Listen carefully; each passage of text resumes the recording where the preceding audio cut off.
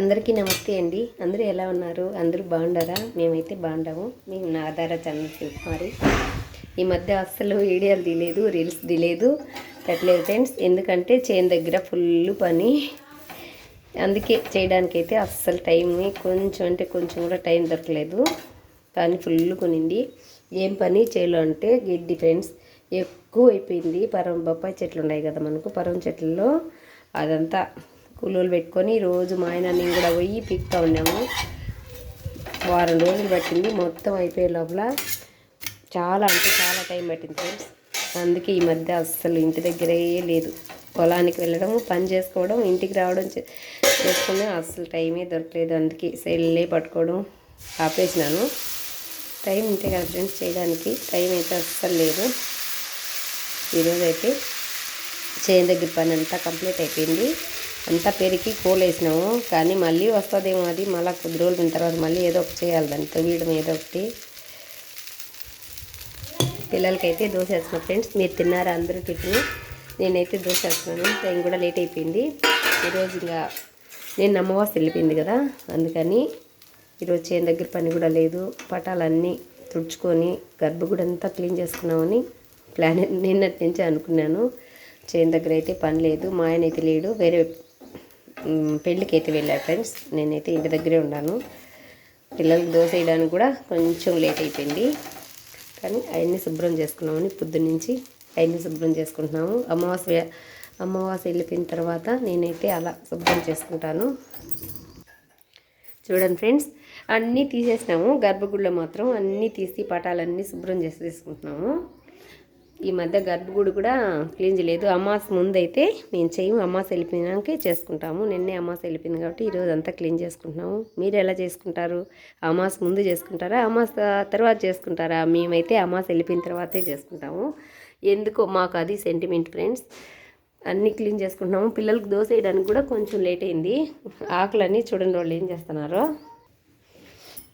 ఆకలి అవుతుందని చెప్పి ఇద్దరు మొహం కడుక్కొని కూర్చొని రాళ్ళు ఆడుకుంటున్నారు చూడండి.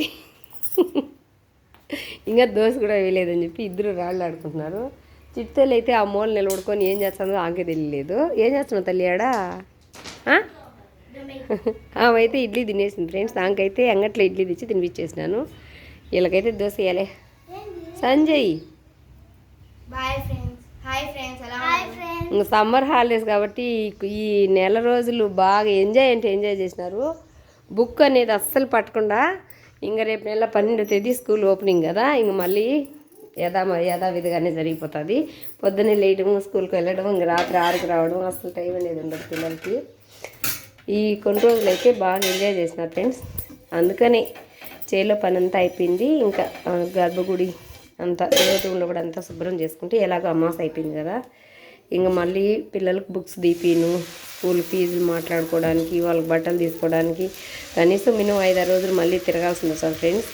అందుకని ఈ పని అయితే కంప్లీట్ చేసుకుంటున్నాను. ఊరికే అయితే ఉండను ఫ్రెండ్స్, ఖాళీగా ఏదో ఒకటి చేయాలి, చేయకపోతే జరగదు, కూర్చుంటే అయ్యే పని కాదు అని ఒకదాని తర్వాత ఒకటి నెమ్మదిగా చేసుకుంటూ ఉంటాను. మీరు ఎలా చేసుకుంటారు? ఇలాగే చేసుకుంటారా మీరు కూడా? టిఫిన్ అయితే తిన్నారా? మరొకసారి అడుగుతున్నాను. నేను ఇంకా తినలా ఫ్రెండ్స్, తినాలి. పటాలన్నీ అయిపోయినాయి కదా, అన్నీ పిల్లలకి దోశ వేసి ఇచ్చేసి అవన్నీ సర్దేసి నీట్గా పెట్టేసి తర్వాత అయితే తిన్నామని తినలేదు. ఓకేనా? మరి మధ్యాహ్నం లంచ్లోకి ఏం కూరలు చేస్తున్నారు, ఏమన్నా చేస్తున్నారు? నేనైతే ఏం చేయాలో ఇంకా అస్సలు ప్రిపేర్ కాలేదు. ముందు పిల్లలకి టిఫిన్ పెట్టి తర్వాత అయితే ఆలోచిస్తాను. ఓకేనా?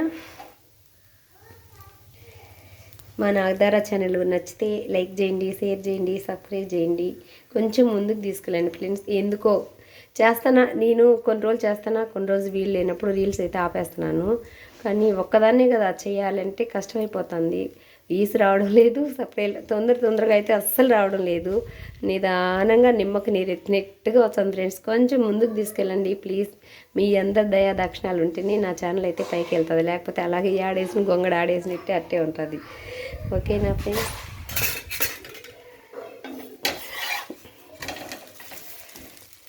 ఒక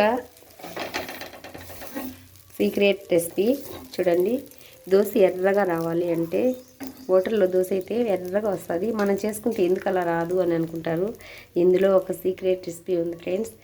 కొంచెం ఒక స్పూన్ ఇంత పిండిలో ఒక స్పూన్ చక్కెర కలిపితే దోశ ఎర్రగా కాలుతుంది. ఉద్దిపప్పు ఎక్కువ కాదు, అన్నం తక్కువ కాదు, అటుకులు తక్కువ కాదు, బురుగులు ఎక్కువ కాదు. కొంచెం అదైతే ఎవరికి చెప్పరు, సీక్రెట్ రెసిపీ. నేనైతే మీకు చెప్తున్నాను. బాగా పులిసిపోయిన పిండిలో అయినా కూడా ఒక స్పూను చక్కెర కలిపితే దోశ అయితే ఎర్రగా బాగా కలుతుంది. అది మీరు కూడా ఖచ్చితంగా ట్రై చేయండి. నేనైతే కొంచెం వేసి పోస్తాను, రెడ్గా బాగా వస్తుంది. అదే హోటల్ వాళ్ళైతే అస్సలు చెప్పరు ఎవరికి, నేనైతే చెప్తాను. ఓకేనా? బాయ్ మరి.